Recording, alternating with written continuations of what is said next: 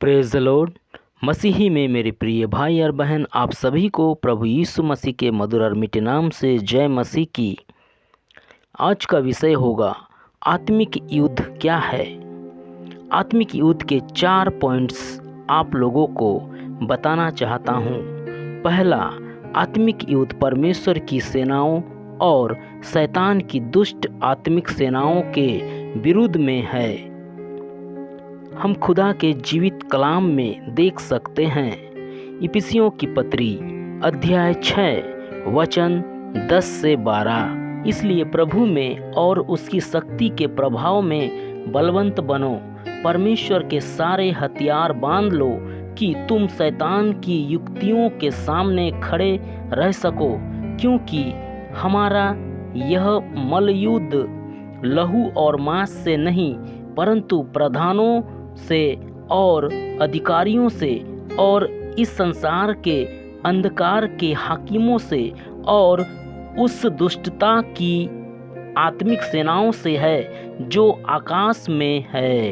पौलुस कहता है, हमारा युद्ध किसी व्यक्ति से नहीं है, हमारा युद्ध किसी अधिकारी से नहीं है, हमारा युद्ध ना ही इस संसार में रहने वाले लोगों से है, परंतु हमारा युद्ध उस अंधकार की शक्ति से है जो आकाश में है। हमारी युद्ध उस दुष्टता की आत्मिक सेनाओं से है जो इस संसार के लोगों को अंधा कर रही है। दूसरा, आत्मिक युद्ध के हथियार शारीरिक नहीं, सामर्थी और आत्मिक होते हैं। हम खुदा की कलाम में देख सकते हैं। इफिसियों की पत्री अध्याय 6 वचन 12।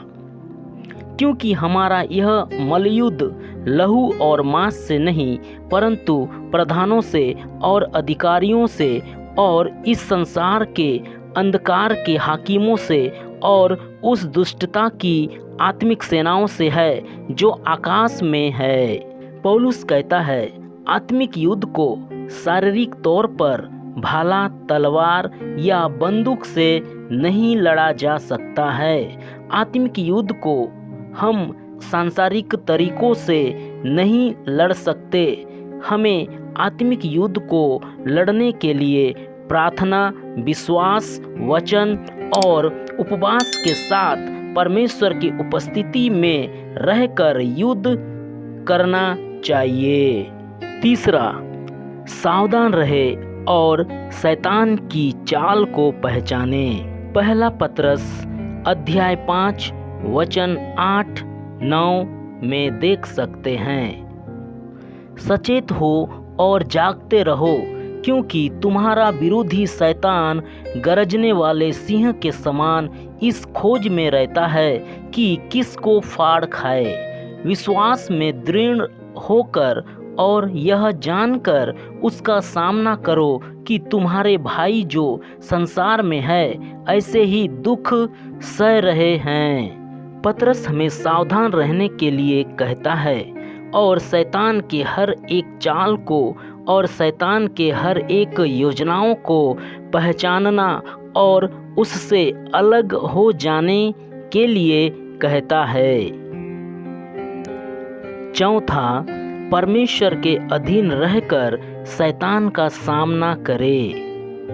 याकूब की पत्री अध्याय 4 वचन 7 में हम देख सकते हैं। इसलिए परमेश्वर के अधीन हो जाओ और शैतान का सामना करो, तो वह तुम्हारे पास से भाग निकलेगा। याकूब कहता है, यदि शैतान से लड़ना है और आत्मिक युद्ध में शैतान को हराना है तो हमें परमेश्वर के अधीन रहकर शैतान का सामना करना होगा। तब शैतान हमारे सामने से भाग जाएगा और हम सभी आत्मिकता में बने रहे। तो प्रभु इन वचनों के द्वारा आप सभी को आशीष देवे। आमीन।